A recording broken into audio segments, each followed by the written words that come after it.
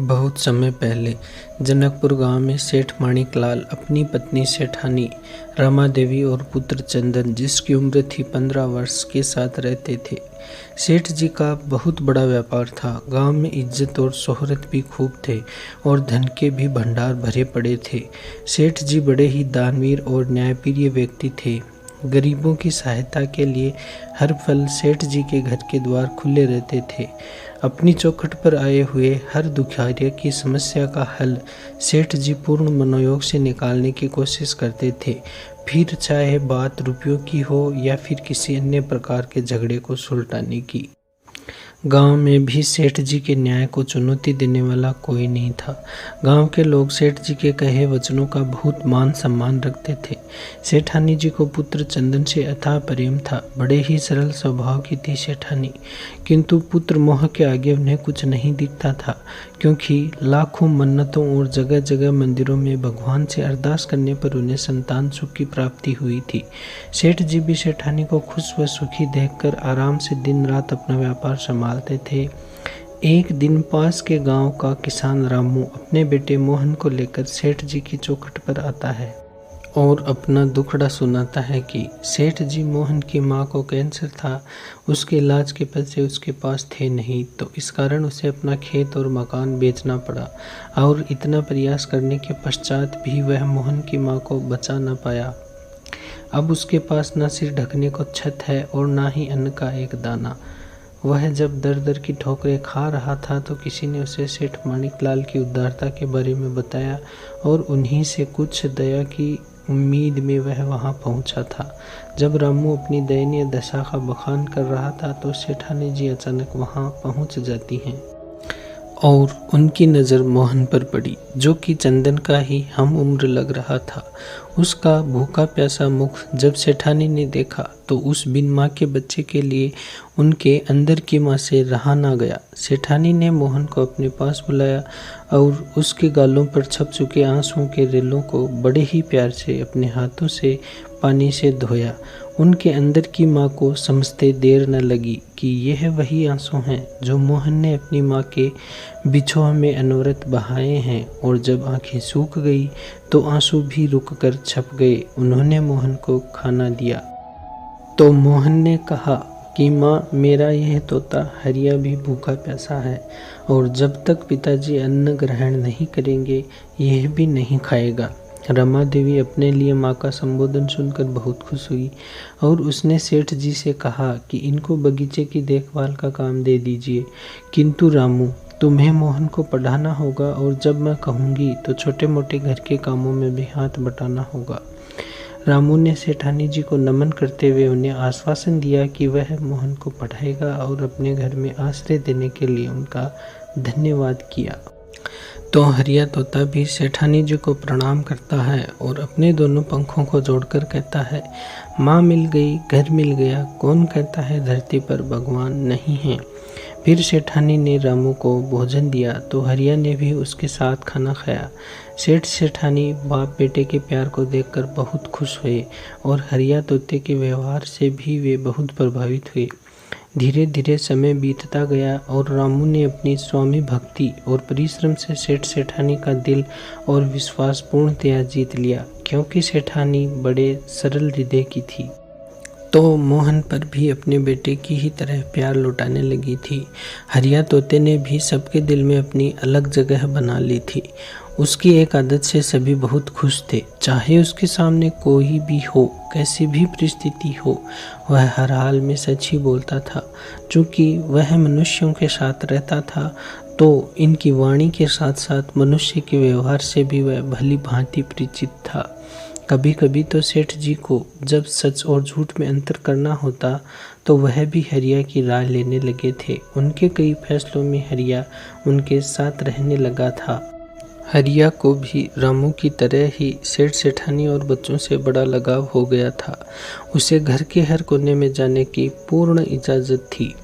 व्यापार की कुछ कुछ बातें जो सेठ जी सेठानी को भी नहीं बताते थे, वह बातें भी हरिया को बताने लगे थे। 3 साल का समय देखते देखते ही कब बीत गया कुछ पता ही नहीं चला। एक दिन शाम के समय जब सेठ जी घर आए तो हरिया उन्हें कुछ उदास लगा, किंतु उन्होंने ज़्यादा ध्यान नहीं दिया क्योंकि वह सबसे घुल मिल कर हंस तो रहा ही था, बस रोज़ वाली हंसी थोड़ी गायब थी। तो सेठ जी ने सोचा मुझे कुछ गलतफहमी हो गई लगता है।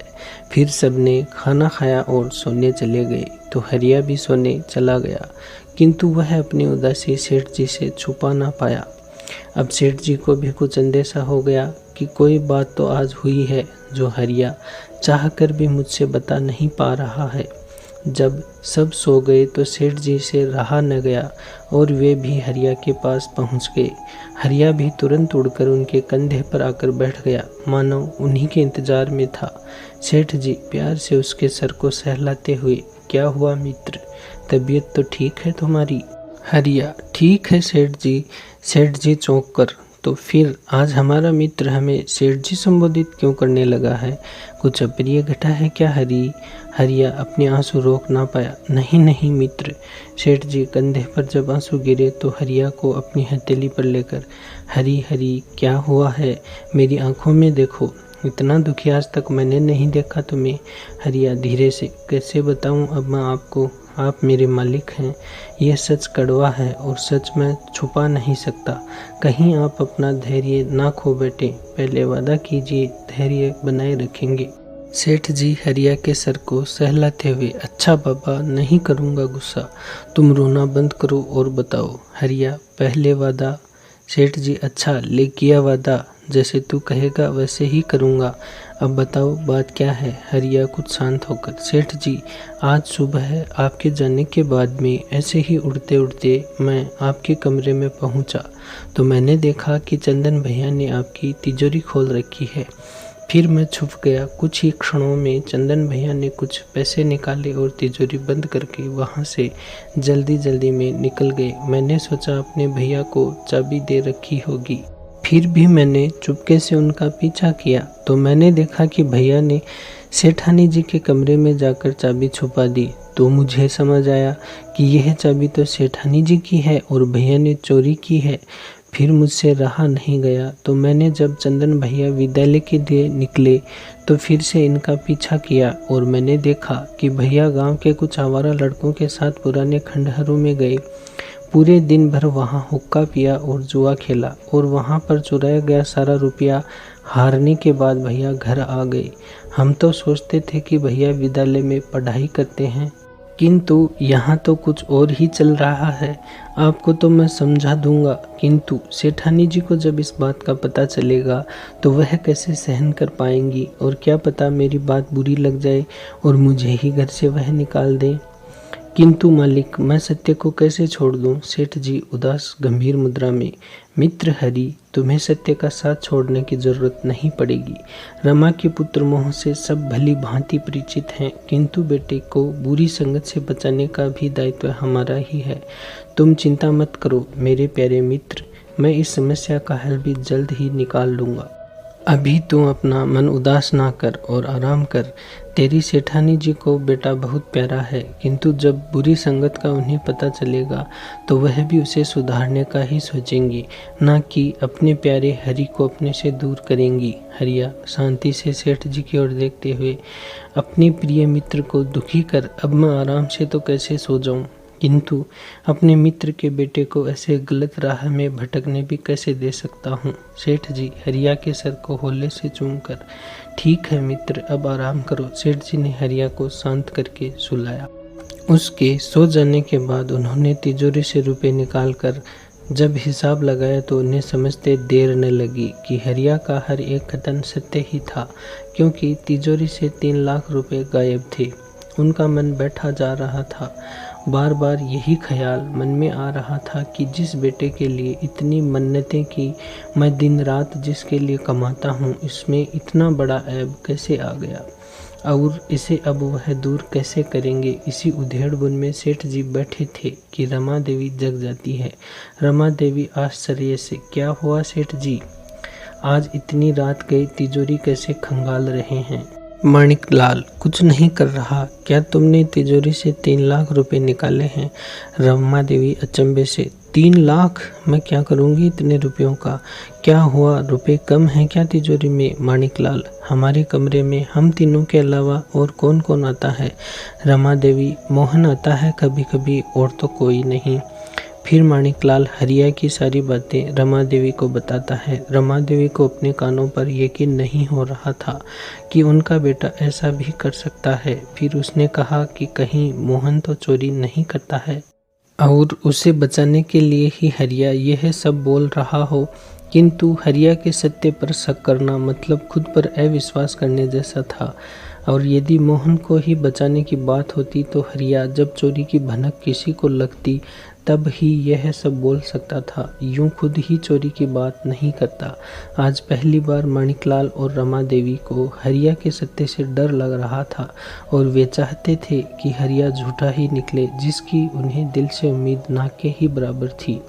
फिर रामू और मोहन की स्वामी भक्ति से भी वे पूर्णतया परिचित थे और संतुष्ट भी थे, किंतु अपने बेटे से भी तो उन्हें चोरी की उम्मीद नहीं थी। यही बात हरिया किसी और व्यक्ति के लिए बोलता तो वे झट से मान जाते, किंतु आज बात अपने बेटे, अपने लाड़ दुलार, अपने संस्कारों की थी। इसे स्वीकार करना बड़ा कठिन हो रहा था, किंतु उन्हें यह तो पता लग ही गया था कि हरिया के कथनानुसार एक चोर तो उन्हें मिल ही गया है।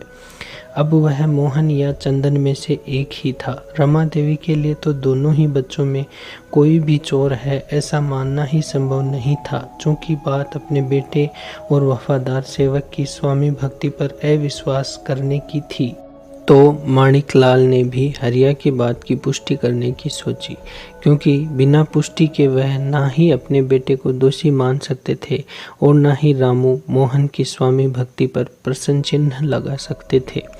किंतु मन ही मन हरिया की बात सच भी लग रही थी। फिर भी अपनी और रमा के मन की संतुष्टि के लिए उसने एक बार खुद से सब जानने की तरकीब सोची। फिर उसने रमा को तिजोरी से एक हार निकाल कर दिया और कहा कि कल जब मोहन इस कमरे में आए तो यह हार खुले में ही रख देना और तुम बाहर चले जाना, देखते हैं क्या होता है।